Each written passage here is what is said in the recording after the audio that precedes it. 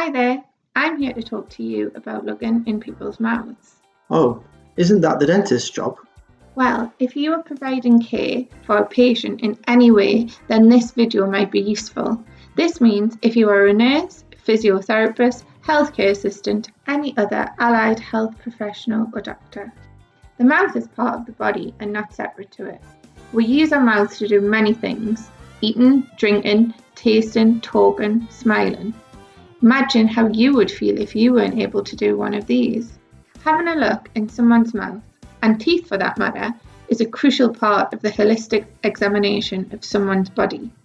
When people come into hospital, their oral health often declines, and this can contribute to a number of issues.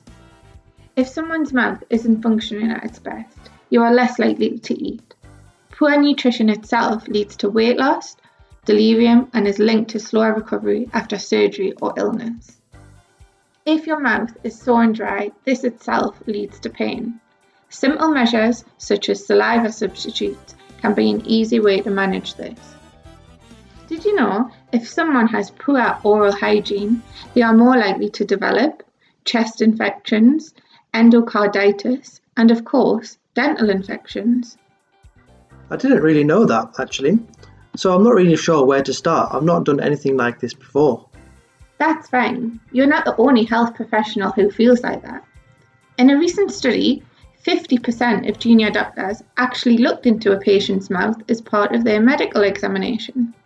Furthermore, around 95% of junior doctors did not feel confident to assess or manage conditions affecting the oral cavity. Okay, so what can I do?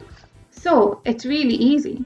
Remember, every healthcare professional who provides direct care to a patient has a duty to look into their mouths.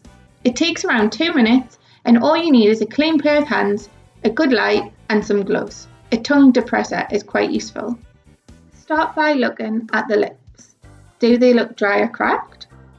Ask the patient to open their mouth and look around the mouth systematically. Have a look at the tongue and ask the patient to lift their tongue up to inspect the floor of the mouth. Ask the patient to tilt their neck so you can see the roof of the mouth. Use a tongue depressor to push the tongue down and visualize the throat. Be careful not to make the patient gag if you can. Then, using your fingers, pull out the cheeks and have a good look inside of the cheek. If anything does not look smooth and pink, it is really important to use your fingers to have a feel. Finally, inspect the gums and teeth, looking out for any sharp, broken edges. If the patient is wearing dentures, you should always remove them and have a look at the tissue underneath.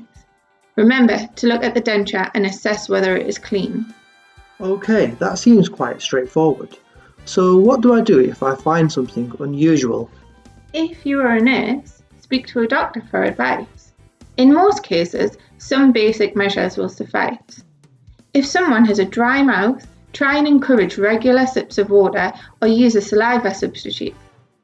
Making sure the patient has access to adequate oral hygiene is crucial. If the patient can't brush their teeth for themselves, ensure that toothbrushing is carried out for them. If someone has false teeth, these should also be cleaned daily with soap, water and a brush and left out at night in a cleaning solution. So what if the doctor doesn't know what to do? If you are a doctor and unsure about what to do, you can refer to MaxVax, who can advise on management of oral problems. That was useful. Thanks for all your help. No problem. For more information, search for Mouth Care Matters to get access for more educational resources.